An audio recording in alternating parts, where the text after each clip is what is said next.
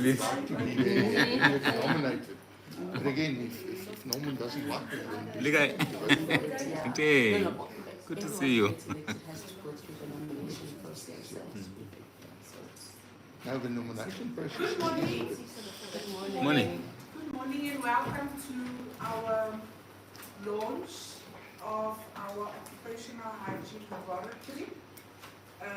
When I came in and I greeted everybody, I was saying to Dion that a journey to 1,000 miles begins with one step, and this is just one of the steps as part of even our professionalization of our inspectorate.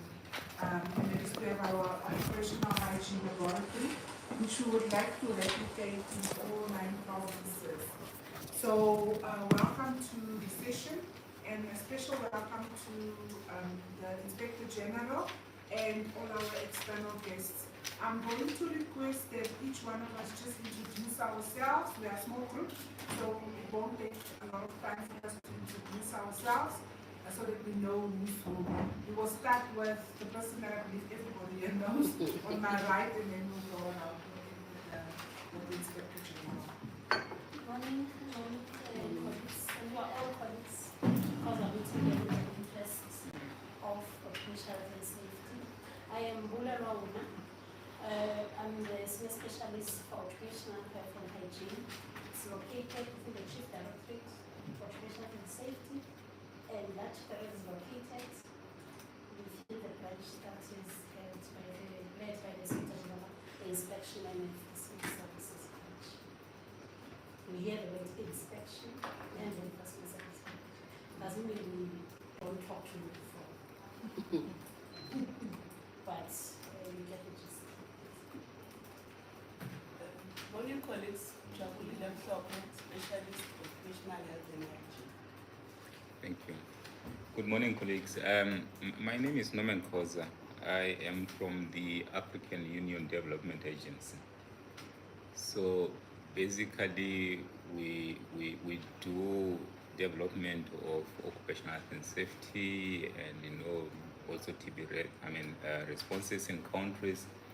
So obviously what's happening here is a precedence of what we are doing, and we are here also to learn. And I think you haven't seen the last of us as countries who will flock to come here, to come and take notes of what's happening in this department. So thank you very much. My name is Dion Janssen from Vieren. I am people say I'm the Chief Executive Officer or the General Manager of SIO, the South African Institute for Occupational Hygiene. He was very nice. He was many years ago my president. So it's quite interesting. We do a lot of work, and I know the team here right from Malay, right through Jabo, Warren, Relwa quite well. And we're all occupational hygienists. And then let me stop here. Good morning, everyone. I'm Jessica Hutchins. I head up RMA's prevention program and mutual assurance. So we do workmen's compensation. I'm very excited to be here because occupational hygiene forms a big part of what we do to prevent injuries and diseases in the workplace. Good morning, colleagues. My name is Mohlakola Munyaki. I'm from the Directorate Electrical and Mechanical. I'm a specialist. Thank you. Good morning. My name is Shato from Communication Employment and Labor. Good morning, everybody. I'm Melissa Rose from the Directorate of Occupational Health and Hygiene, specialist in chemical stresses. Good morning, everyone. I'm Adnan Issa, Chief Architect with Department of Public Works and Infrastructure. Good morning, everyone. My name is Sonika Zichali. I'm the Principal Inspector for Occupational Health and Hygiene and Data Services. Good morning. I'm Kiven Aphani. I'm a technical assistant on health and hygiene. Good morning, everyone. Smanda Mutukulula. I am representing the Economic Society of South Africa and the President of ESA. Good morning, I'm Sarah Sohn. I'm representing the Acting Chief Operations Officer of the department. due to other commitments, and so yeah. So I'm here, and I know this is a year, or I mean, it's now a decade-long dream of IES OHS to have a facility like the one that you are going to launch today. So well done. Thank you. Good morning, everyone. I'm Jelson Kennison. I'm from the Directorate Construction, Explosive and MHI. I'm the construction specialist. Thank you. Good morning. My name is Yohan Zanebo. I'm Promoter of Procurement and Labor Communication. Good morning, everyone. I'm Warren. I'm a specialist occupational health and hygiene. Good morning, everyone. My name is Lloyd. I'm from communication, and yeah, so we are busy streaming, and How can we help everybody to visit this now? Good morning, everyone. Familiar faces. I don't see any strange faces. So, my name is Kagini. I'm responsible for the branch inspections and enforcement services. Thank you. So I think we all know each other, and I would like to say thank you to each and everybody that took out the time to spend this morning with us. As Ansi said, I think maybe 10 years plus ago, Ansi used to assist us with our finance in the branch, and even, yeah. When you were still service delivery. Yes. So that's why she was saying that this is more than 10 years ago. So it is a dream, and like I said, our dream is coming to pass bit by bit. We're starting small, and then we will expand, and we're hoping to have laboratories in all 9 of our provinces. Why is it important for us to have taken this step? We have inspectors, just about 700 OHS inspectors, and the bulk of those inspectors are in occupational health and hygiene. And when they decided which field to choose, people used to say that we're choosing occupational health and hygiene, more inspectors for occupational health and hygiene, because it's a key focus. I remember way back in 2009 when I came and I joined the department, and I was interviewed, I think in the office of the 5th floor where the DG's office is currently. And they said to me that, no, we're looking for somebody that would assist us with ensuring that we take occupational health and hygiene to the next level. Because before then, there was literally very little that was done. It was more focused on your engineering fields. So for us, this is very important, and it's a milestone that we have the laboratory that we are launching. And we would like to say thank you to each and everybody here that played a part in it. Erna assisted with the design of it, so thank you so much from Public Works. She did it for free. So thank you so much for assisting us and making our dream come true. So as part of our occupational health and safety strategy, which has 5 main pillars, the first one is coherent and effective legislation and policy. You would have seen that in the field of occupational hygiene over the last year, even up to this year, most of our regulations have either been published or going out for public comment.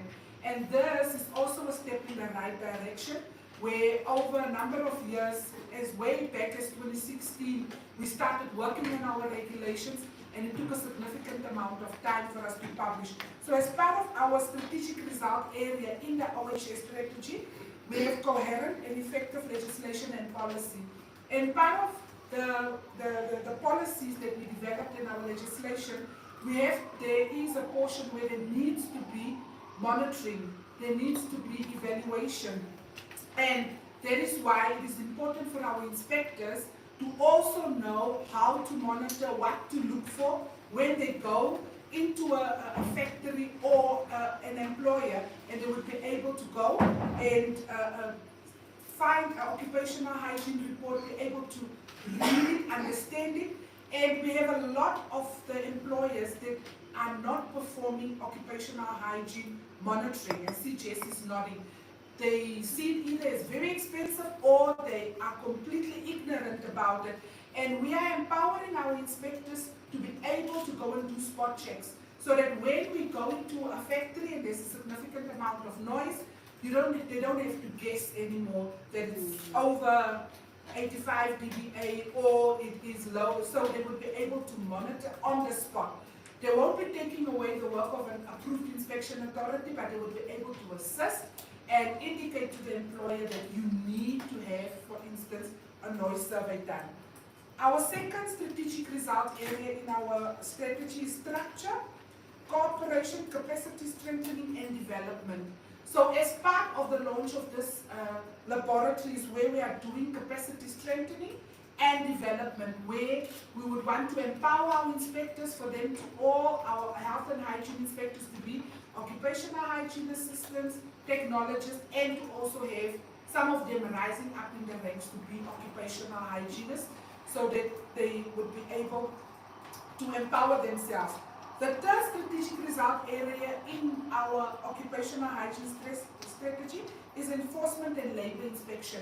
That is where our inspectors can even do advocacy to, one-on-one advocacy to employers to indicate your noise levels is higher than what it's supposed to be. You need to be able to get occupational hygienists out, an approved inspection authority to monitor and to measure. But if the employer refuses, to comply, and even after we've done advocacy, that is where we now do our inspection and ultimately our enforcement.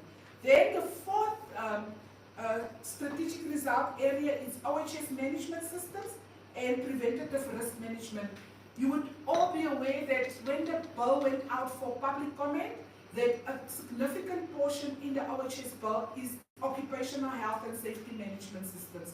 And our occupational health and safety management systems is actually to make sure that proactively we prevent injuries and diseases. So when you do hygiene surveys, it's part of also prevention, where you would be able to detect whether there is an increase in exposure, and also looking at our biological monitoring and medical surveillance to also make sure that we have our tertiary prevention. Then the last three strategic result areas: proactive research, data collection, and this is very important because when our inspectors goes out, they will be able to do some data collection, because they will be going and doing some form of monitoring when they perform their inspections. So these are the 5 key pillars to our occupational health and safety strategy. So I am now going to hand over to Ms. Huna that will do a brief presentation just to give you the history of where we started. It's been a journey, where we started and where we are right now. We would also like to say thank you to the compensation fund, because what we will see at the bottom was mainly procured through the compensation fund, based on the prevention that they're assisting us with funds for prevention of injuries and diseases. Over to you.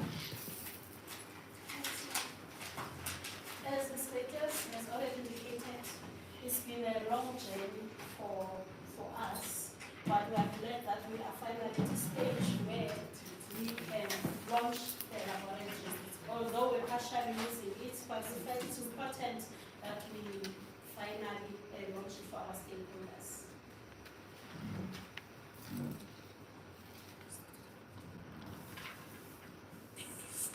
I was not on TV. Your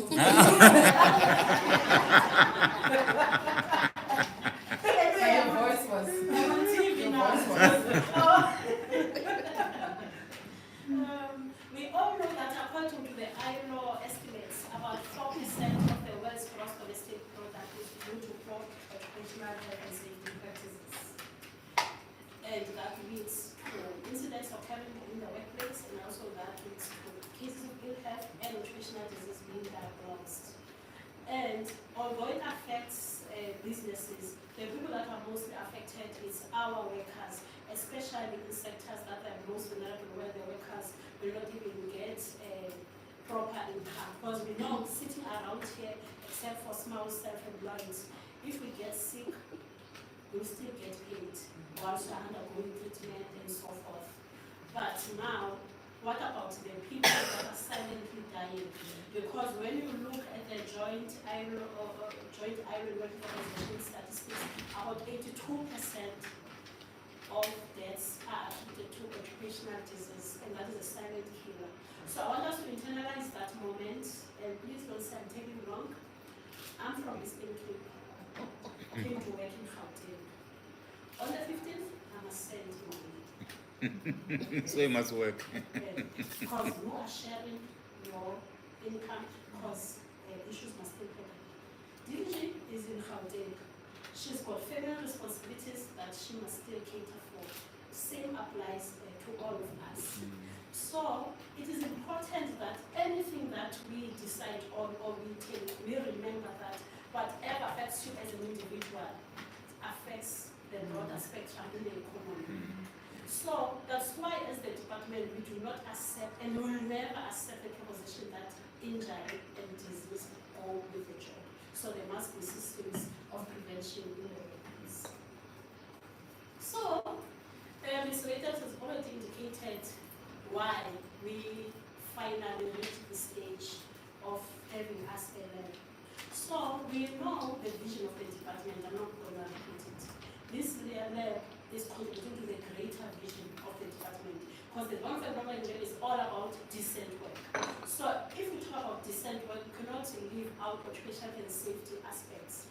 And it's important now that in the context of the 2022 decision that it is a fundamental right, because occupational and safety at the workplace has been in the ILS fundamental rights and principles. So as we have the OS strategy, it's located within the IES strategy. And this laboratory, DDG, elevated it to be part of the Republic's of capacity building in the IES strategy. So this is a response for us to make sure that what we promise in the strategy we are able to deliver. Also, as the status have already indicated, is to support our inspectors when they have to make decisions. We know we are slowly building, but we have to make sure that they have the confidence that if I'm taking a decision based on the notices that I need to set, there must be technical data that supports that particular decision for the inspector. So we also want to support local exposure for inspectors, so that once they're getting trained and so forth and preparing for professional certification, they've got a place where they can go. Because we travel our AIAs a lot, and please, can we attach the inspector to when we go to conduct monitoring? Can this inspector go with you just to observe how we do things? But we also want them to be comfortable with the use of instruments. That's why we need to have our own resource center where they can play around. We do play at work, so they'll be professionally playing around so they get comfortable, because we want them to feel comfortable in their own space. Also, we know that there are high-profile sectors that need to be looked after. We also know that there are high-profile inspections that need to be conducted or high-profile investigations that need to be conducted. But now, if we need to confirm, how do we do it? We don't have a facility that can assist us to do that. Then also, we want to support CF. We have been supporting CF on investigation, but it was in 2011 of institutions when they sent a case for us. Because these particular workers are also noticed sometimes. When this particular worker that was diagnosed with nerve-induced hearing loss, and then the worker wrote to all the Chapter 9 institutions reporting CF, so the matter was referred to us for investigation. At that time, we didn't have instruments. But using the knowledge that we have, we were able to ascertain that this worker was not working in a noise zone, because we had to analyze the exposure monitoring reports and so forth. So that was in the evidence sector. So imagine now the work that we do supporting CF with us having you are part of CF, Jess. With us having instruments now, not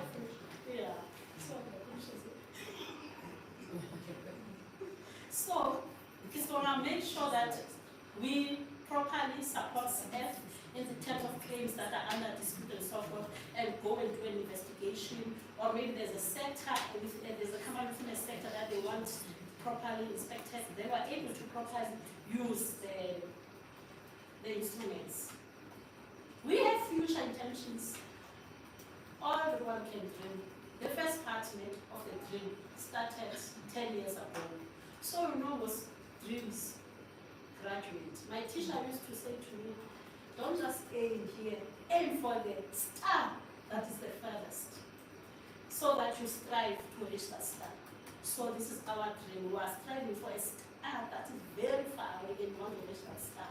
So we want to be an approved training provider in terms of Occupational Hygiene Training Association modules. Those are international modules. They are used by practitioners in the field. So also want our inspectors to undergo the same training. So for us to be approved, we also need this technical aspect. So we'll be going through that process. We already started consulting just to see in terms of government processes, because we know we are highly regulated. How do we reach that stage? It's not like SAYO, if they decide to be an approved training provider, they wake up tomorrow, everything is fine. With us, it's going to be a journey whereby we need to make sure that things are properly done, our ducks are in a row. Also, this led in future will support specific research for our inspectors. We know that we have ratified up to 04 is the transition of the informal economy to formal economy. So are we expecting an inspector to go there, hit with notices, but we're looking at an approach there. Maybe we look at the project phase, and then we do monitoring, then we come up with solutions that can assist the particular sector within the informal economy. And we'll still need support from around the house because there's a lot of wealth in terms of knowledge that is within here. So we also want in future to support the SADC region. Outdated normally request us to go and train inspectors in the SADC region. Imagine now when we're fully fledged laboratory, because we know in the SADC region they will take regulations or legislation from South Africa and use them in their countries, because whatever we publish has already undergone a consultative process during the development stage and also goes out for public comments. So with this lab now strengthening what we do, it will also strengthen the SADC region, and we know that there's high labor migration what happens in the SADC region. So the journey has been long. But in 2018 and 19, said, no, but we need to put this dream on paper now. We can't keep on dreaming and we do nothing about the dream. So now we decided now, let's start now proper processes and conceptualize what we want to do. We did a lot of consultation. We consulted persons in the occupational hygiene field, through science, and so forth, because they've been running laboratories for so many years, and we only see those laboratories when we audit them. But now, if we want to start with limited resources, what is the best way to approach it? Because we want to start. So they advised us in terms of space that is required and so forth, how we can use that space, and we're lucky. We know people that are knowledgeable.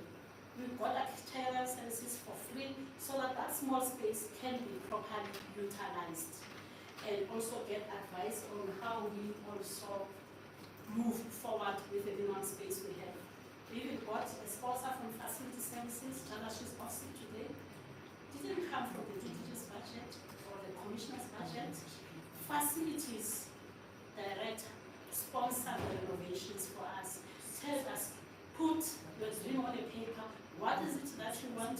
I will make sure it happens. Ms. Marlins is used her resources to make sure that the renovations are properly done and so forth. A lot of consultation, supply chain processes, because what we wanted, they don't know what is it. You say you want a some level meter, you want a data on. You say you want billion pumps or what? A pump. I mean, you want to pump water or what? It was a lot of back and forth between us and supply chain. And they admitted we don't know what you're talking about. Tell us what is it that you need. We were able to even interact with Treasury because whatever we're procuring was not on the database in terms of financial requirements. So they had to recreate ICN numbers and so forth. A long, tedious process. We didn't go to collect and complain when people are not processing our stuff. I know, it's the first time we do it, but let's continue. Legal services also came on board because we needed contracts in place. We all have maintenance plans on our cars. Even if we have a private mechanic, we are putting money aside if something goes wrong with your car. Is there anyone without a maintenance plan or without a mechanic on the car? Yeah. There's no one. Same applies to equipment. We don't just buy a lot of maintenance service.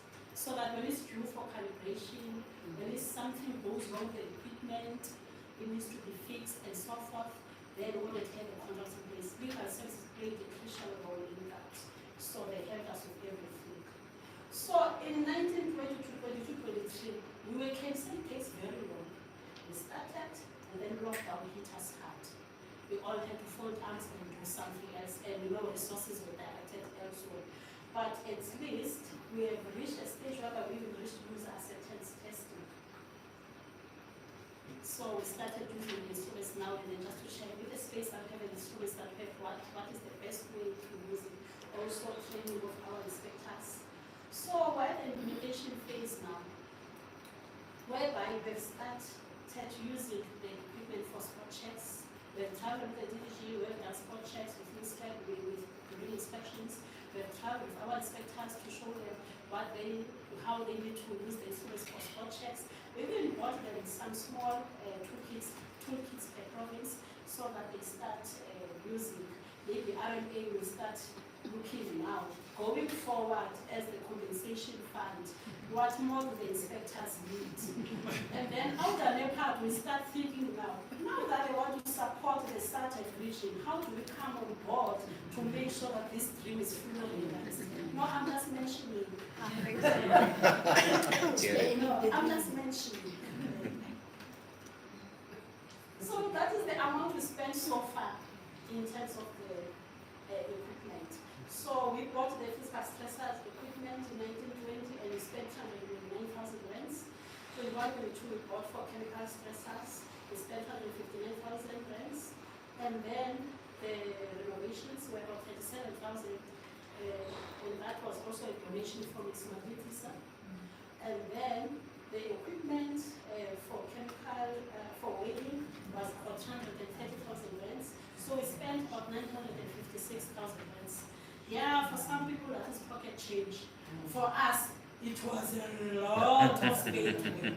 Doesn't matter if I want to buy a pen, I must get 3 quotations, then a caterer will quote. So that was the stress that we're going through. You put in technical requirements to supply chain for them to issue articles. You tell them, colleagues, we don't want caterers to quote. They say, yeah. Everything is ST. So no, there are specific suppliers for this because this is highly specialized equipment. Caterers started, then they were telling the truth, and then they started revisiting, started tightening the specs and everything. Caterers must not quote them. But before you quote for a service, at least you need to understand what it that you're quoting for. Like now, we wanted the money kilo for the body cards. I even said to the lady that she got the order last year, September. 2 days she had not yet delivered. Then I said to her, confirm on email that we're unable to deliver the service because we need to close this order and start afresh. And we had informed supply chain that there's only one company in South Africa that manufactures this. This person's going to go and buy them.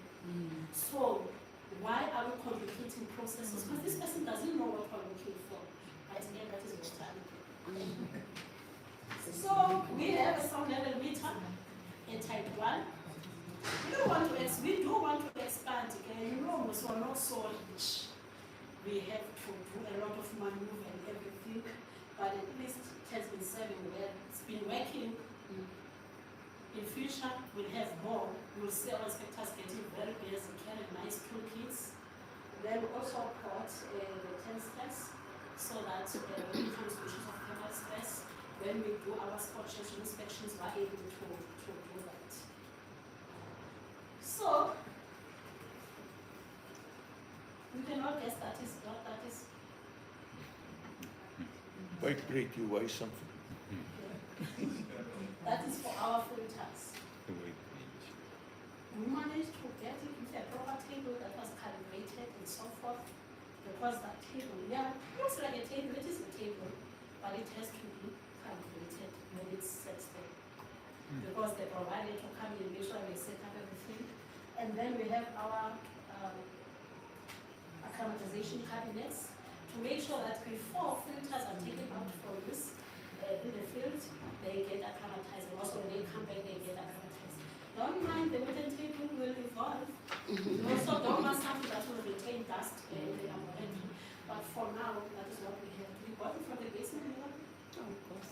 Releases office. Alice bought the donation from Alice's office.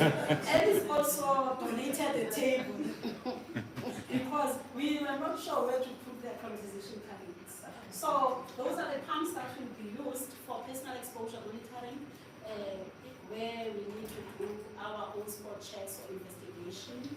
So we make sure that this will have a few. In future will grow and be a fully fledged facility. So basically, this work is gonna help, this lab is gonna help to make sure that we remain on the primary prevention side.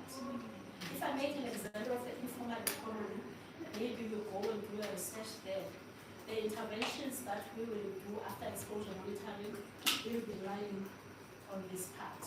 Because we know that every time we must remain on the primary prevention to make sure that workers are protected at all times.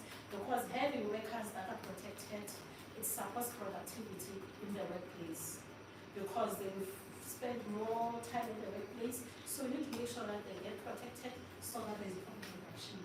The last side is secondary prevention and tertiary prevention will still be followed up with instruments when there is a need. But primarily we want the focus to be on the primary prevention. So, if you look at the island encyclopedia, they do show what happens if you don't have a preventive component. To get a healthy person employed in a particular workplace with certain stressors, and then if there are no preventive component or prevention component, that worker may suffer from that exposure and gets diagnosed by the doctor, and then treatment and cure will take place afterwards. But what we want to have a preventive component. We're not saying nothing will happen. It may happen that a worker suffers from occupational disease should all systems fail, but at least as the department we're able to properly communicate and also make sure that industry does what they are supposed to do in terms of protecting the workers. We've got our national development plan. The work that we do for occupational health and safety responds to outcome 2, which talks to a long and healthy life for South Africans, and that is linked to SDG 3. We also respond to outcome 4, descending employment rate, inclusive economic growth, that is linked to SDG 8. It's important that we know where all these prevention strategies are located. At the end of the day, we want a healthy workforce. We didn't want to leave our leopard behind, so we showed the need from our SDP through the aim, aspirations, and finally sustainable development goals. Because we are part of Africa, and Africa is part of the global community. So we have to respond to everything. So the little bit that we do under the direction of the Chief Inspector of the TTG is responding to those aspects, contributing to the bigger picture. So we thought, if we're going to live as the inspectorate, we need to make a difference and make an impact that can be released. We've borrowed that from Maya Angelo, and that is our mantra as from today. We want to live a difference to make sure that when they think of TTG, when they think of inspectors, when they think of any inspector out there, say they've left a legacy and they can be released.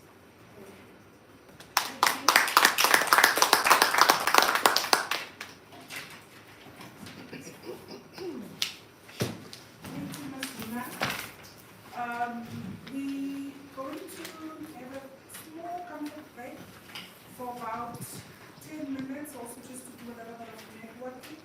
Then after that we are going to have the walkthrough, but because it's quite small, we will break it into 2 separate groups. Then we will just come back and then we will have comments from stakeholders, and then the Inspector General will then do the closing remarks, and we will then have a light lunch. So during this particular time, communication has requested that you please take a group photo at the back there. So we will just have a group photo. So based on Ms. Luna's presentation, you could see that we are literally preparing to prevent, because prevention is key. Every single thing that we do when we wake up, when we come to the office, when our inspectors goes and does inspections, the primary focus is to prevent injuries and diseases. We do not like to do incident investigation. We don't want to do reactive inspections because it means that some way, somehow, either the employer or some of our strategies that we have to prevent injuries and diseases failed. So we are literally preparing to prevent because we do not want to repair or to repent. So as we taking the pictures, taking a 5 to 10 minute break, we'll then break into 2 groups. Ms. Una will then indicate who the groups is that will go first, and then we'll have a second group. Thank you. Thank you.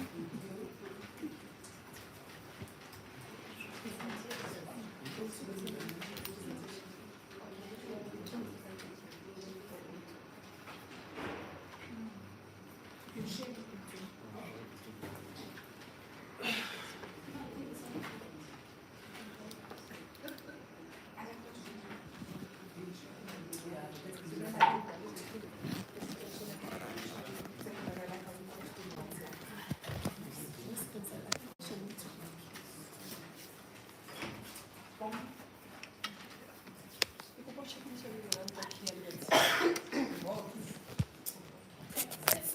Let's just go and take a picture. Whilst you are there sorting, we brought this, this is a Delta O.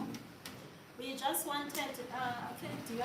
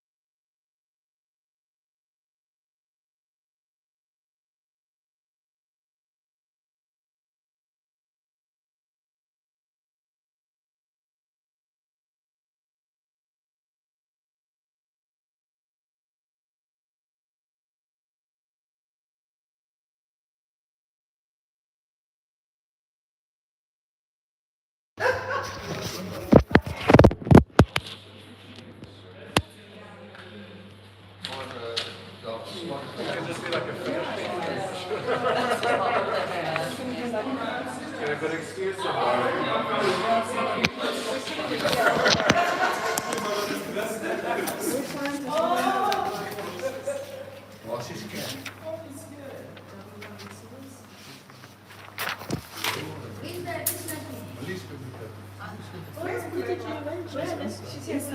They're gonna cut from the inside, From the inside. so they can see her. Okay. And the lighting is better, I think. No comments, Mom. Just look straight ahead. Yeah.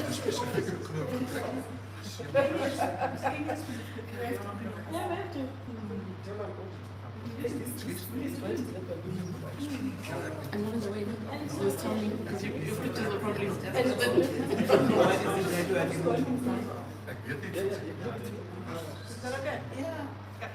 Everyone, are you ready with your picture cameras? One, two, three. Yay!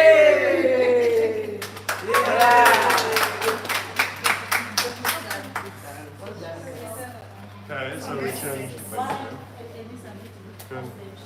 Go ahead. We're gonna first start with the one side.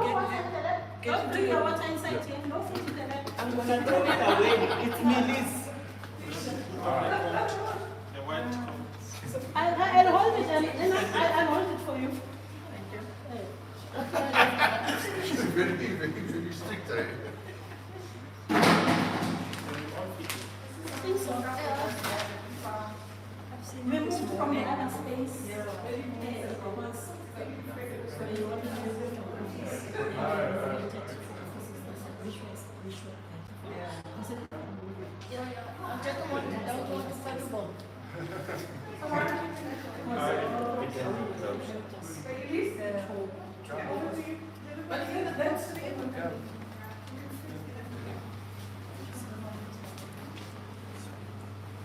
Okay, so welcome officially to the lab. So this is the first of the two rooms. We're going to start off with our history cabinet, some old equipment. Now, just some of the old equipment that we had in the department that are out of use. Of interest to me, especially down there, you will see a sound level meter. It's quite huge. Yeah, it's very big. Well, small, just economically. Yeah, no, you can imagine I'm going around to do your job. You'll see now in the next room we've got the new sound level meter that we are currently using. We also have a copy of the GHS, the Global Harmonized System for Classification and Labeling, which is of importance to our chemical industry at this stage. We have some lux meters up here. We have some more sound level meters, as well as some older pumps. Behind you, there are some of the new pumps that they are currently using. You can see how the technology has evolved as well. And also, this green booklet is the TLVs, on which we base our occupational exposure limits. Now, that is a booklet that gets published every year. So this is a pretty old copy, but it gives you an idea of all the tools of trade that hygienists would need, and also that we would expect our inspectors to have in the future. So if I can ask you to turn around, there on the counter behind you are all the equipment. I'm going to start here on the right hand side, in front of me, we've got the ultrasonic bath. So that is just it's really a bath. So the filter cassettes that you will see later on again, and that Warren will explain in the next room, that is where we clean that equipment, because you don't want residual dust or anything on the filter cassette when you go out. So then you're going to contaminate your own sample. So that is what we use that for. And the instructions are in the guideline. Then next we have the lux meter, with which we take illumination readings to see, and that has got a big impact on our ergonomic environment as well. So very simple, turns on, and it gives you a reading of what the lux is in the room. What we also have here, that is part of training, we'll see now the reading. Those of you who can actually see the reading. you turn on the task lighting, the reading goes up. So the rest, stay guys, is the one.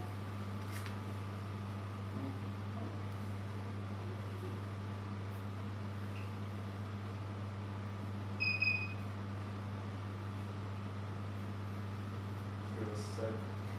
I'm going to sort that out. Here we have the Delta oven that goes upstairs. Remember that? This is a very nifty little piece of equipment called a hot wire thermometer. So that goes along with indoor air quality once a year. Carefully remove the little cubby. In there, there's a little bit of a wire that goes through. Don't allow me to show you. The wire there. So what we use this for is then to check the air speed coming into the room. Once again, as Blair was said, not from an aircon or a split unit, actually fresh air coming in. So on top there's a little arrow, and that points in the direction of airflow. So if the air is being blown into a room, it points that way. If you've got an extractor fan, obviously it should go the other way.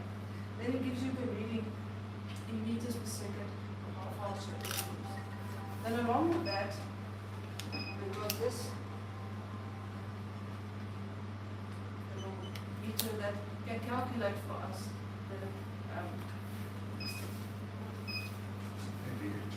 the the size of the room, the volume of the room. So basically it gives you the square, so you take a reading from the floor to the ceiling. You see there's a little red dot on the ceiling now.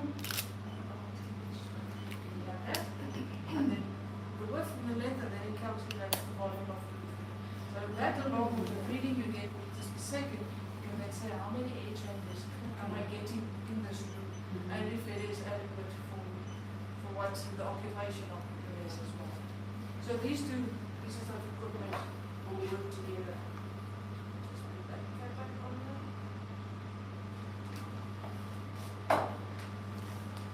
Then moving on to the pumps. Remember I said there in the corner that brown one is one of the older pumps. So this is what they look like in place.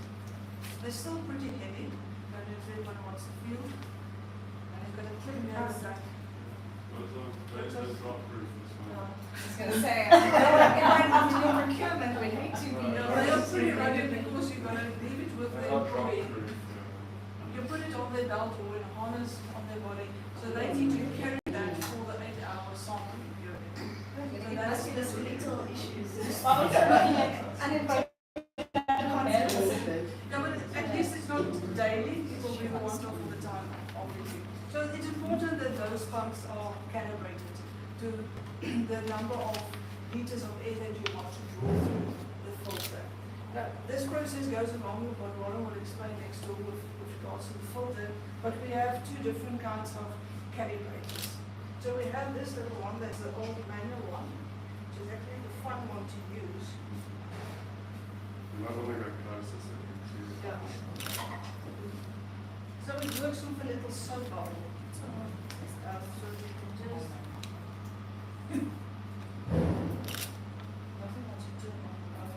Feels like the first cell phones were saving love these days. So you can hear the pump running down. So then if you push down on this little button, there's a little bubble that's going to form in the soap mixture that we have down there. I just need to wet the cylinder a little and allow the bubble to run up time. So basically it works on the principle on this pump is now drawing air through this, drawing up the little bubble. So it works on the principle of how long does it take that little air and the sub bubble to get to the top. So then it gives you the reading of how much liters is this pump actually putting through. You see on the other end we have the filter connected, the filter cassette connected with the filter, so that provides some resistance to the flow. So it's important that you calibrate your pumps using that. We also luckily have an electronic one where you just connect the pump basically, click the on button and it does its own thing. So that's why I'm saying this one is a little bit more involved. It needs a technician to sit with it and really just make sure that the bubble runs through the entire. And I know somebody wants to come close to see it. So do you know for just to do it manually? Yeah, no, I'm looking for that glass burger. I also know the whole manual one. We moved with the times. With Sunday sock. Our display isn't big enough. Yeah. But you can take the glass for 2 minutes. But time. Imagine it together 5 minutes. It's got to take 5 measurements. To get an average. And this one will give you the average. Yeah. So you can quickly do that, change the settings, do it again. But on that big one, it takes you not 20 minutes, 3 or 4 minutes to get to the top. Yeah. 5 of them. You'll see on the older pumps you have to manually use a little screwdriver to set the flow. But on these new ones it's just a matter of up, down. You see, government also does move with the times. This type of technology is very old. When I started 40 years back in occupational hygiene, we started those things. That was a It's new to us. No, I'm No, just saying. the technology is old, not the pumps. No. Dion, you're soon going to be in this box again. No, those HKC pumps still works very well. These Yeah, they still work very well. we were used them 30 years ago. Sure. So what does the total pump is on the belt? So you can see how it works. So what is important when we set up on the employee is that we ensure that the filter procedure, which is happening now, the AW2, is in this briefing zone. So it must be with the filter information box from his nose and mouth to make sure that we get the exact same air that he will be breathing in during the shift. Yeah, I should say he wears it for his entire shift. Even if you lose someone on the hard work, to be able to see his personal exposure. So yeah, I think that is it in this room. Questions? Can I ask you, this little set you've got up here, there's a big dispute between all occupational hygienists. Where do you get that from? Is that the standard one which you use for all your calibration? Or you're using it out of the batch that you're going to use to do the measurements? No, it's more, not a tricky question. It's just something I think that it's maybe already something we have considered. Because the one you're going to take out to the field, there might be some slight contamination on this one. So I think you obviously can't have one permanently sitting on here because eventually there might be dust in the environment. So it's maybe a matter of you prepare your ones like on the other side and you keep them separately, then you have one that just rotates a couple of times. And also when you're not using it, we've got the little knobby thingies which can seal both sides so that whatever little dust is in here doesn't then get onto the floor. So what I'm saying, you can close this end, there's a little plug, close this end. When it's not in use, sorry? Yes, yeah, when it's not in use, obviously not when you're in calibration. Okay, then I think. Okay, so yeah, you can see we were lucky enough to sponsor us two rooms. We were originally given just one. So yeah, now we've got a proper connection between the two. It's a cool hat.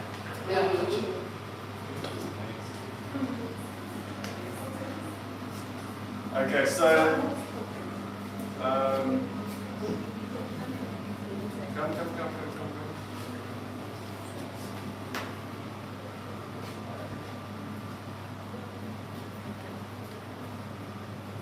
Okay, so this side here, we just put the sound level meter and the service monitor here, just so we can have two measurements. But this side is pretty much only going to be used for the weighing of the form.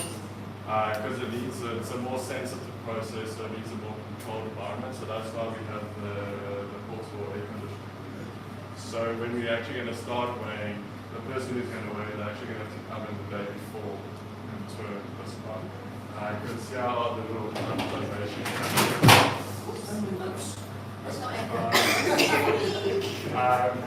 which Belen was shown on her slide. So you can see we have an in and an out. So you can see the one on the end is empty because that filter is already there in that little cassette you saw across. And then this one, the out, this one still needs to go out. So it's time because you can't just take the filter from the box where it's send it out. Adjust humidity, all that stuff. But yeah, so just quickly, here's that sound level meter. The type 1, so you can see how it's almost like a cell phone compared to the big monster down there. As well as these out the way quickly. Sorry. We do have the acoustic calibrator for it, so this meets that one. So you can see on there is a calibration date, and there's here as well. So all our equipment in that service level agreement we have with the purchasers is for them to do the calibration. This is done every year, this is done every 12 months, but yeah, it just produces a little sound there. And then you insert this at the top, and then it gets reading to that. So, yeah, then we just do spot readings as we haven't got any personal facilities there, but that's the nice thing to go forward. So on the right hand note, the social inspectors we did expose them to it. Oh, you traveled speak to it. Because they didn't have, so during training we brought it. They had a crushing plant there, and there was a guy standing right at the feet of the crushing plant. And we were standing about 30 meters away, and it was already in the 90s. So just imagine what it would be on that side. So there in the corner, you can see our east-west monitor. So this, we've just put it up, but it's not ready for a workplace. That little delta ohm is more for a work environment. This is more for your foundries, your furnaces, smelters that are actually producing, have an actual proper heat source. So there it takes 3 measurements there. The one on the left-hand side is your wet bulb. So that looks at the humidity, the relative humidity. So you can see there's a little sponge sock there. The wick. Yes. So there you have to put in distilled water. So there's a little like sponge at the bottom, and then as the air blows over that wick, the water gets drawn up, and then it will give a reading at the top. The middle one is your dry temperature. That's like your normal temperature you see like on the news and that. And then the globe on the right, that is for radiant heat. Yeah. So that's actually like what is the furnace giving off for you. So there you can use it even on a construction site, because the workers are exposed to a lot of radiant heat. Yeah. So then moving on here. Okay, so we turn it on. So here are these little plugs Elise was talking about that we can seal the 2 cassettes. So here's our little carry case that we have. Yeah. So obviously when you transport your filters from here to they need to be on upright, especially that's important with coming back, because you can't turn it upside down because the dust is just kept on the filter by gravity. So yeah, this is just there for protection and that. So you can see there's an in and an out. So once you've used it, you have to seal it so nothing else gets contaminated. So these are what we use for transportation. So we're still working on it, because that needs to go to the laboratory for analysis. So we're still working on the contracts. So it's a long process for us, so that when we've taken samples, we already got the direct link to the laboratory. But it's what we require from AAs. We're also going to practice the same way, so that we don't do a shortfall service. Okay, so in this one here, you can see our store of some extra supplies that we don't go out. This is that backing pad that goes into that cassette because the filter is too brittle for it to go completely outside. So these get placed on first, and then we have our small little filters in here. So generally what is used, so it's giving a bit of a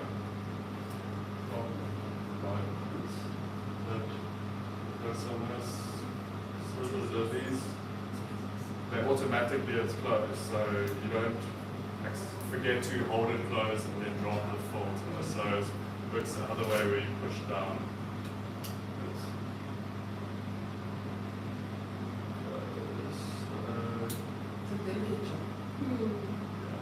And you need eyes as well.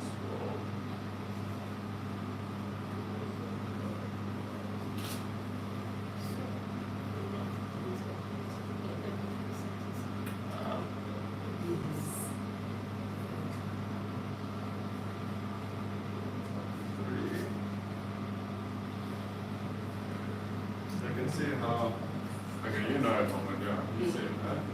You can see how it's very, very difficult. So what we do is, okay, sorry, just give me a read issue, but you will then tear it. We've got our procedures here for the person doing it, so this is a methodology that the person must do. So for every 10 that you have, you need to take 3, we call them blanks, which still go to the workplace, but they're not used. So you test those to see if there's any contamination on them and fix it. We also got conditions of the area. So we have a little device here which takes those readings. Then it links to an app where we can then download the app and then the information to the reports. So yeah, the person will then sit here. Yeah, the person will sit here. We have this custom built as well for the balance, and then they can access on the side. Because it's quite difficult to pick this up, you saw we have these little rubbers. These are just little washers that you can put on there. So you can put this on and then tear it so it's 0, and then you'll do your monitoring accordingly with that. So then once it's there, we have all these Petri dishes, which are then given a specific number, which would relate to this filter. So this Petri dish will follow this filter through our whole process until we've done with it. Then we can just remove the filter.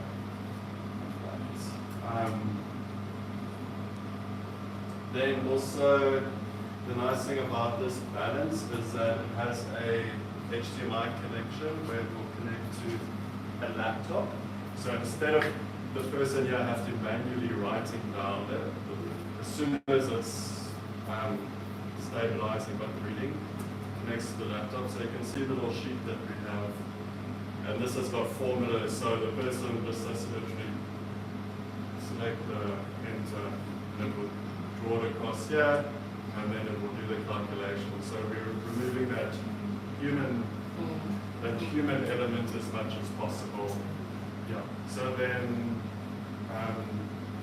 yeah, we just have to get the IT to release. Yeah. Yeah. So we don't move around with the laptop. Yeah. Yeah. So.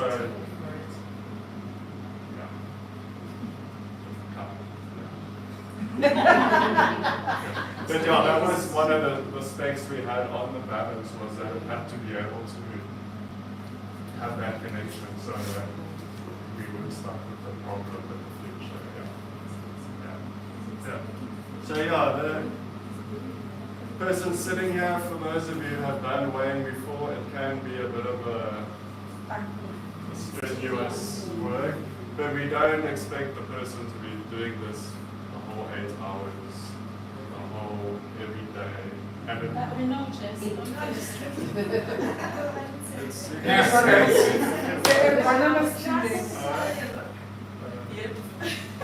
So also we had to think of, we couldn't get a nice cushy fabric chair as well, because that collects more dust and it's a lot easier difficult to clean. So this one, and I know a lot of you need to add, but we saw this type of chair in a lot of the labs at the NIMs, so we just look at they're using it, it's working. So we have to look at the balanced approach to satisfy the lab requirements, while also providing a check to the person.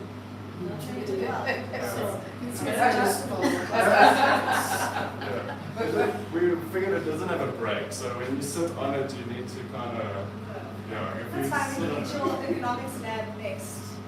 Hint, hint.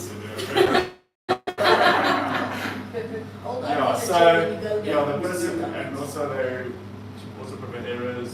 You see there's two chairs there. Someone, we can also, the person can do it in tandem. Just like with one person weighing, the other one checking the laptop to just make sure everything is done correct. So, we've got a nice little tool as well. So this is used to open up. And then once this is done, we will separate everything, and that's when it'll go into that ultrasonic bath, which is yeah, because we don't really want to scratch these too much with steel wool or even lots of green stuff, swatch. You need to filter out of that. We had a problem. Thank you for that one. We did think of that.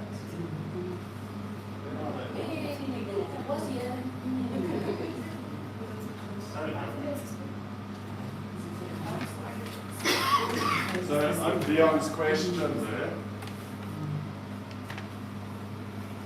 maybe I can just. Do you want to try and get that out? Yeah. With keeping it without turning it upside down. The dust on the floor. Without breaking. Without breaking. Because I tore it accidentally now. So that's the problem that we have. So we've got this little thingy where you take off the tube, then there's a hole there, so then all it does is goes up, and then you can, Trick. He was tricking you on it. We pay attention when we do audits. You can take a piece of wood and put a nail through it. You have to nail at the bottom, as long as the nail fits. No, we wanted a fancy one.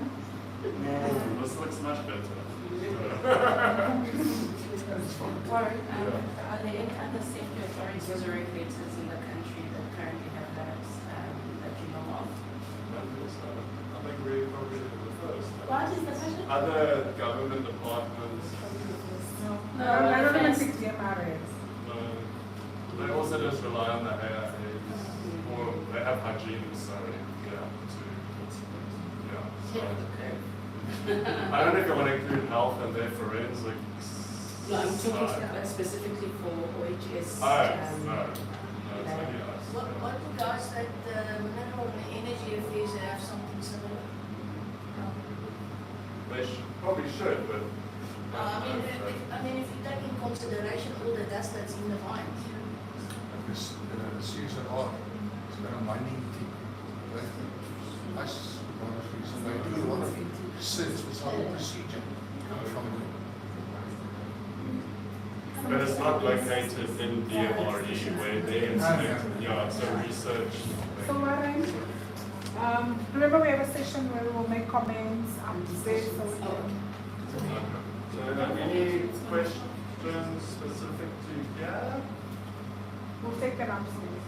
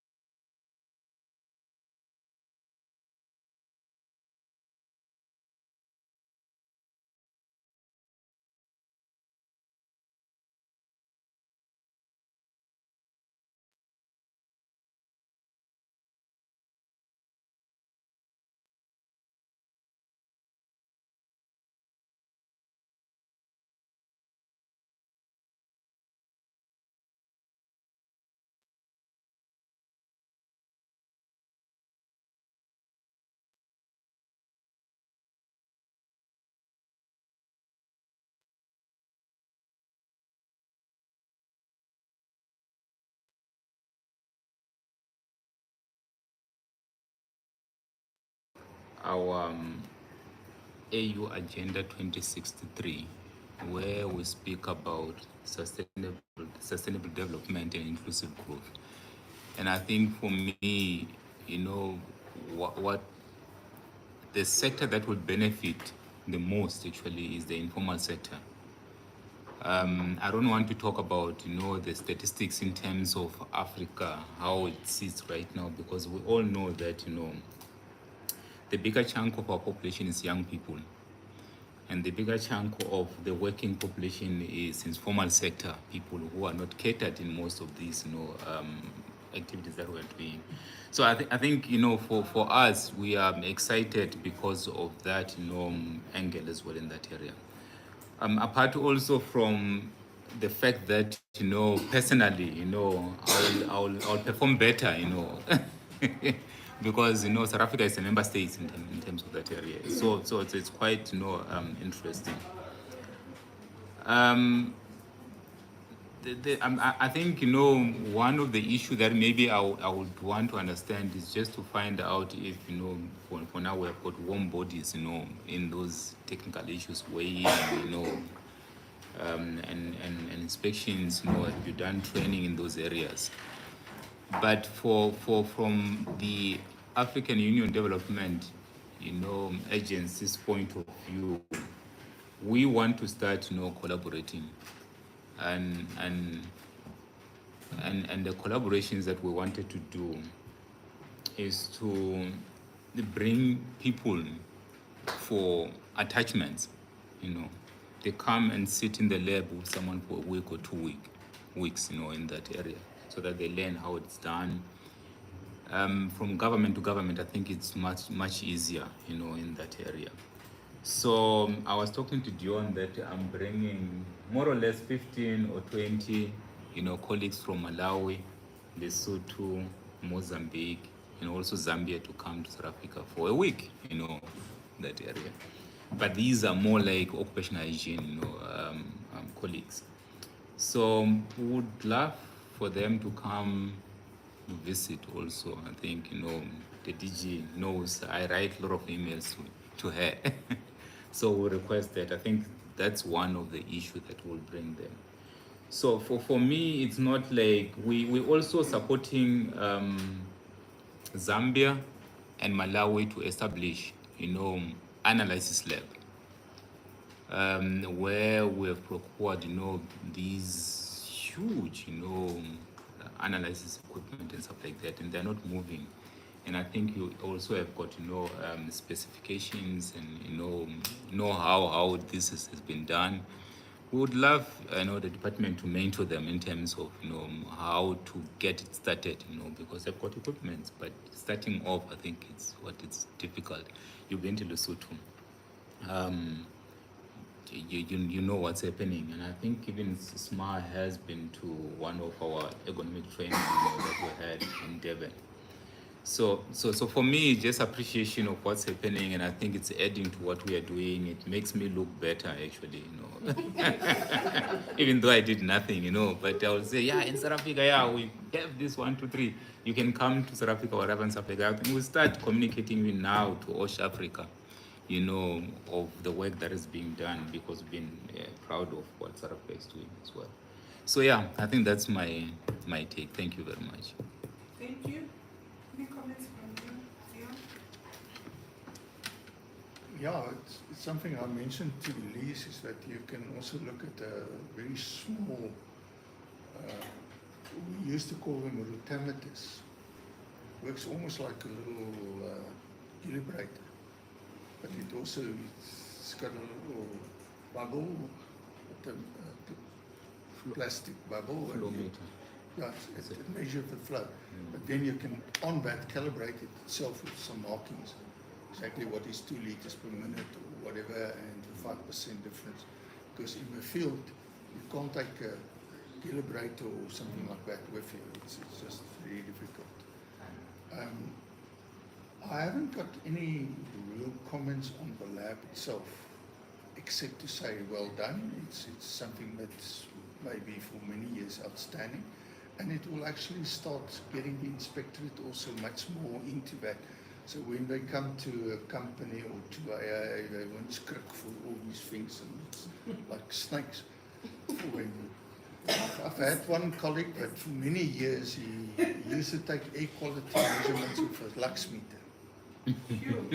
He said nobody knows how to measure it, so you take the lux meter and you put your thumb over the sensor, and then you go in there and you show him like this. No. And then you go and he cleans out all the filters and makes sure that it's working, and then you measure it again without his thumb. You see there. So he said a lot of those things is in the mind. So it's dodgy. No. We should start doing that. But I think in essence, it's people know that and how to use that is much better. I also want to pat everybody at this department of yours, Millie, on the back. Many years ago, you were the only ROH in this department. How many do you have now? There's one and Yeah. Jabo missed me. We did some mentoring with them for quite a time, and they worked very hard. And somebody said to me after the assessments of Warren, you know, this Warren doesn't have brakes. I had to stop him all the time. He talks too much. So that's good. He did it. He passed his exams. And with that, if SIO can in any way assist you with anything like this, please talk to us. Not looking at you, you've got your own organization. Lots of monies, I believe, after your big conferences. That's RMA. Yeah. We'll steal it back when she goes out. Okay. Thank you so much for your comments. Anything from your side, Chief? I think just very well done. I know, and I appreciate the hard work that went in. And I understand procurement systems in government are not easy and challenging. So the fact that you persevered and didn't, put that aside and give up, I think that's excellent. I think it really, I know it's going to be used as a proactive and a preventative an area, but I think people on TC should also be exposed to the lab as well, because you're getting subject matter experts that don't really fully appreciate until you show them the equipment and how to use. So I think you have the ability to expand this more than just from your inspectorate, but as an induction when people are sitting on TCs to take them through, and also get the compensation fund through here as well to educate. Because I think for me the biggest thing that you have the ability to do is to educate and create awareness. But not everyone has that ability, so I think for me it really is a great job, and well done to everybody. Okay. Anything from your side, Edna? She's left. Okay. Smart? Yeah, I think I'd like to echo the sentiments from previous commenters. I think it's a really good initiative that you have started. I used to work as an inspector, and one of the things that we always struggled with is that... For the department? No, not here. A regulator. I'm a rail regulator. Yeah. One of the things you struggle with as an inspector is that they'll give you a report, and you have to trust that the numbers are a true reflection of the exposures. So I think what you are doing is that you're giving yourselves an extra layer of verification on site. To say, well, maybe even your report says this, but at the moment maybe things have changed. So you've got some evidence that you can use to advance your course. So I think from my side, I think that's a really good initiative. I really hope in the future we're going to have an ergonomics lab as well, because I think there's a lot that can be, that can be developed in that area, and driving the agenda of making sure that we've got qualitative ways of, making some of these exposures from an ergonomics perspective more visible. I think that would be quite nice. But yeah, all the best, and ESA will definitely support if you need any assistance when it comes to the ergonomics lab in the future. Maybe that's the next one on the line. We'll see. Thank you. Thank Thank you. Okay, anything from our internal colleagues within the department? Electrical, mechanical, CEM, the office of the COO? Any comments? Okay. Thank you, ma'am. Congratulations to my colleagues as well. And the construction industry being very vast, I'm gonna make use of the lab myself as well. But basically all the regulations, but in being a construction site, I find it very beneficial to us. Thank you. Yeah, true. Construction is everything. Okay, anybody else? Thank you very much, and good morning, everyone. I just wanted to appreciate the good work that went into the project.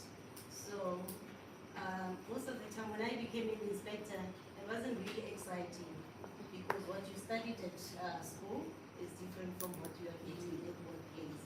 So now there is going to be that appreciation of the things that we learned at school and humanizing them here at work. So, very good work. And thank you guys for doing this. It really is inspiring us, and we are going to be able to go back to the industry and say, this is what we can do, and this is a verification, and it gives us a better way of making sure that we regulate and give correct recommendations. Thank you for your attention. Thank you. In the absence of any other comments, Peter? I think this is a very good start. Especially when we go to foundries, where they're using silica in the foundries. We can now make use of our colleagues, go and take samples while we are there, instead of forcing the employer to contact an AIA, that we first check from our side what type of chemicals are in the sample before we issue a notice. The same applies to the instruments, the light meters, the noise meters. In the past, if you don't have an instrument, and you cannot hear a person, you will just issue a notice, improve the notice, and tell them they must contact an AIA to do the monitoring. But now we can base it on something with these instruments that the inspectors have before we issue a notice. Thank you. Yes, But wanted to check, is that person who will be responsible for the day-to-day running of the lab, or is just a free for all? No, it's not free for all. The OHH unit headed by Masuna will be responsible for it, and we won't allow anybody to just go in. Even our inspectors, there should be specific tasks that need to be performed, there has to be protocols, and also you can't just allow people in the specifics that, so no, it's not. It will be controlled by OHH. Thank you. Rogenda, answer. Oh, I just want to say well done, and good luck with the expansion. And I hope you get it right to install it in all 9 provinces, so that things can go faster, quicker, and make it a safer world outside for any employee or even the employer throughout the country. Thank you, Ansi. Dion? I just wanted to say on something Peter said. Just watch out that everybody else is going to jump onto this bandwagon now. And not negative on that. They all got needs. You built this place up, and you must know if you want to expand it to cover like everything in the department, then you'll have to have like a person in charge, register, bookings, and you'll have to maybe employ more people to do that. Because you can't just take a dust pump and give it to Peter and say, go and do the job. It's now, you can do that. But now it lies in his drawer and he goes on holiday and you don't have a pump anymore. So it's going to be a difficult period to start off with, especially if people are seeing the benefits and moving on to that. Yeah. No, thank you. Just a quick comment. Yes. Also, I think from my side, maybe the message that we need to send out is not necessarily that the department is replacing the AIA. No, we're not. I think we need to reiterate that because it might bring fear, to the AIAs. We need to keep it in hand. But also, I think maybe one component, if we can work with academic institutions, actually supporting them, the students, to assist us in terms of the policy reforms as well, I think it will help us. Yeah. No. Remember when I started out, I said it's not a replacement for the AIAs. Yeah. They still have a function. This is just an additional layer, complementary, and also for capacity building purposes. So, thank you for the comments. We're now going to move to the closing address, closing remarks from the Inspector General, Ms. Moyo. Over to you, ma'am. I think Lily was politely meeting that when I speak, I should stand up.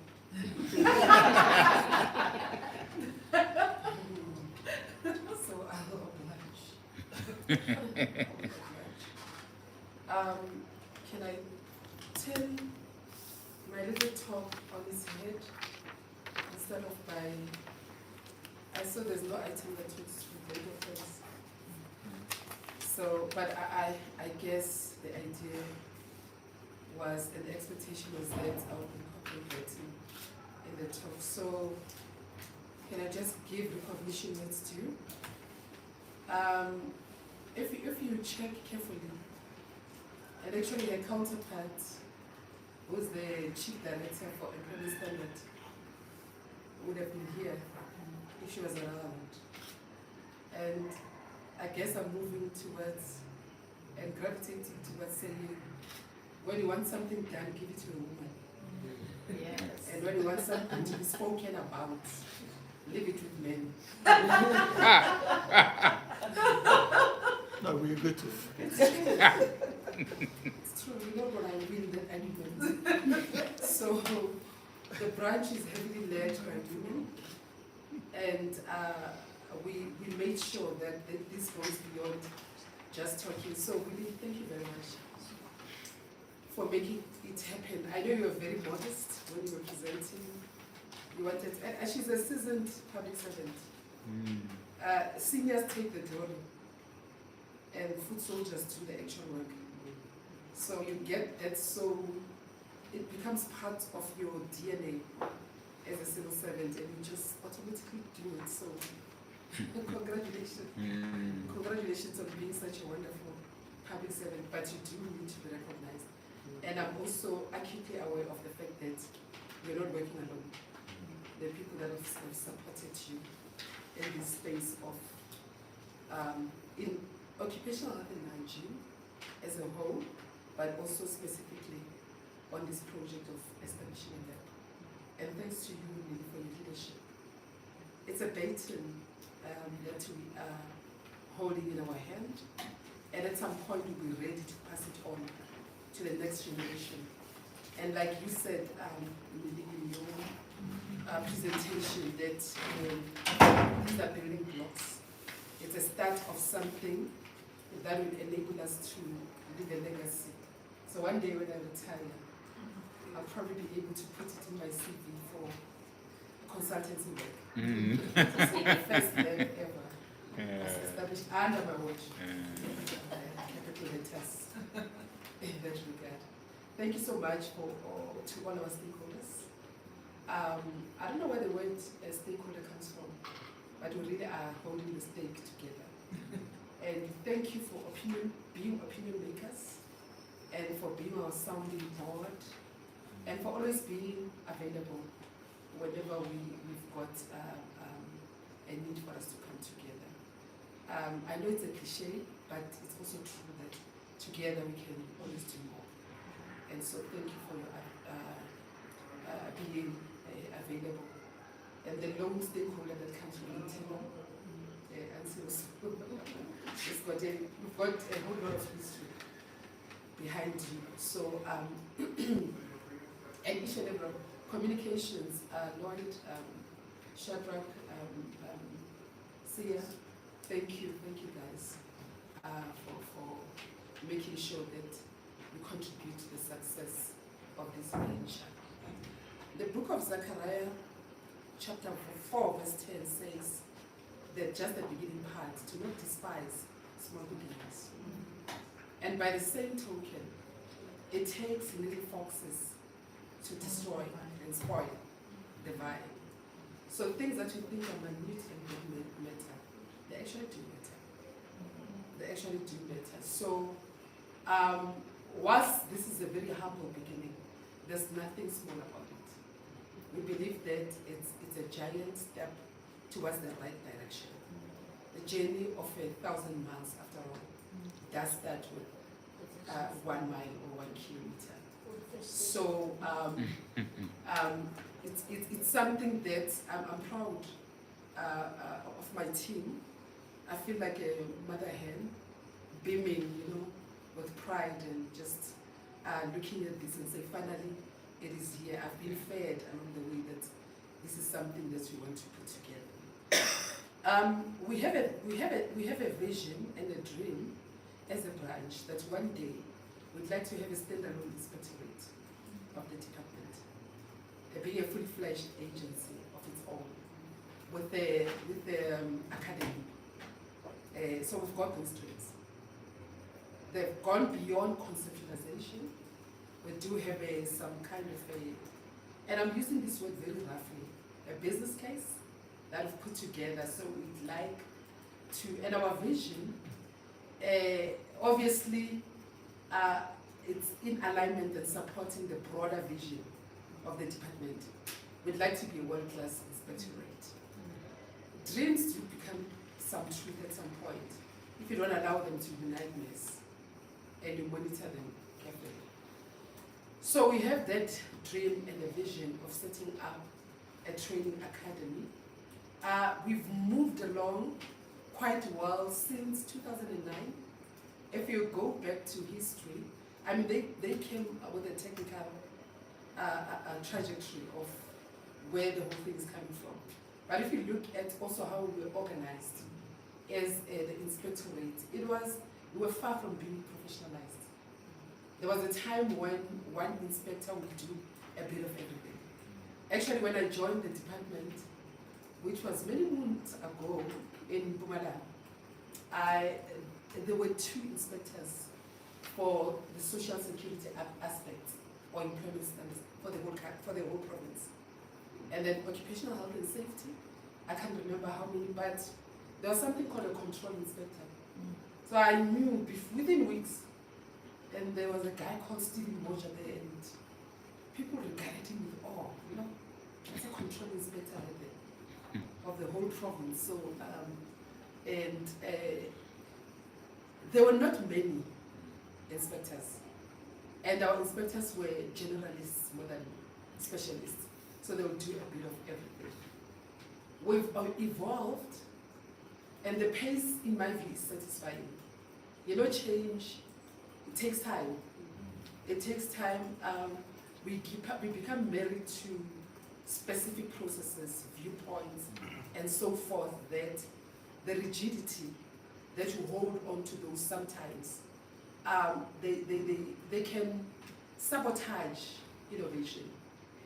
But I think credit to the department, and in particular to the branch, we're able to evolve to a point where our inspectorate is now professionalized to a satisfactory degree. The path is still long. It is a journey, it's not a destination. So we're moving along quite nicely. And we are at a stage where occupational health and hygiene was virtually non-existent. Virtually non-existent. So the fact that we've made strides, and today we are talking a lab, you were talking about setting up an ergonomics lab. It will happen. As long as the appetite is there, I believe that funds will follow appetite. So, and we need to feed that appetite. And that is why I take your point when you say, let's rally and bring people that support us in terms of supply chain processes and where the money is, so that they can go and start to appreciate the work that we are doing and where it is that we want to go. So when I look ahead, the journey is quite exciting. We've moved from having, and I'm talking about the OHS component of the inspectorate, where we only had about 170 OHS inspectors for the entire country a few years ago, not so long ago. I think it could be 3 years ago or so, or even less, slightly less. We now have 670. And thanks to the compensation fund and their understanding of the importance of the preventative element of the whole OHS strategy, they came on board, and their coming on board meant that resources also came on board. We're looking at a future where we are re-looking also our gadgets. So when our inspectors go out there, instead of carrying this, that, we are trying to condense everything. So we're looking at gadgets that are, some call them phablets. It's a combination between a tablet and a laptop. So something that will have, because we are playing quite a role in the specifications. So something that will assist our inspectors when they go out to the field, they're able to navigate that gadget and they're able to just collect everything that needs to be collected. So maybe some of these things will dovetail quite nicely with what we have in mind in terms of the caliber of the inspectorate that we're aspiring for. Also, I'm looking at drones. We're in the process of piloting that, and so we believe that once we have gadgets that enable and add value to the collection of data, almost half your battle will be won, and you'll be able to have that multiplier effect where your resources will be the more efficient. So we're looking at a future that is like that, and thanks for contributing to it. And I hope that you journey along with us, and also want to change the face of the continent and views that particularly the West and developed countries have got about Africa as a continent. Show that we are equal to the task. We are able to, this thing between our ears, the grey matter, works. And we really want to put our money where our mouth is. So thank you so much for being part of this. It's small, it's intimate, it's exactly what we had in mind. So yeah, thanks. Thank you, ma'am. Thank you so much, and thank you for incorporating the vote of thanks. And once again, thank you to everybody that took out the time. We have already small lunch, so please don't go. You can still network a little bit. We had to move it a bit forward, so it's supposed to be about 11:30. Will just be a light finger lunch, so we can still network. Thank you so much for taking out the time. Thank you. Thank you.